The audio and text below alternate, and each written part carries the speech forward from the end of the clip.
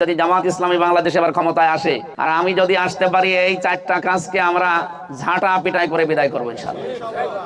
কুষ্টিয়াতে সবচাইতে বড় দুর্নাম 4টা জিনিস নিয়ে। একটা হচ্ছে দখলবাজি করে ফেলে। আমাদের এই এলাকায় তো এগুলো নেই নাকি? আছে। এগুলো আমরা সারা বাংলাদেশ ঘুরি, তো সারা দেশে এই বদনামটা আমাদের কুষ্টিয়া জেলার জন্য যে আমরা দখল করি নেই। 2 নম্বরে আমরা চাঁদাবাজিতেও এগিয়ে আছি। বড় বড় শহরগুলোর তুলনায় বিশেষ করে নারায়ণগঞ্জের পরেই কুষ্টিয়ার অবস্থান এখন চাঁদাবাজিতে।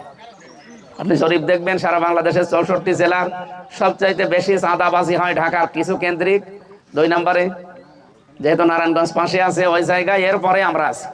আমরা এই দুর্নাম, এই বদনাম এবার আর রাখতে চাই না। 3 নম্বরে এখানে সন্ত্রাসী কাজ কারবার বেশি হয়, কারণ বড় বড় সন্ত্রাসী তৈরি হয়েছে এখান থেকে, আমি নামগুলো নিলাম না।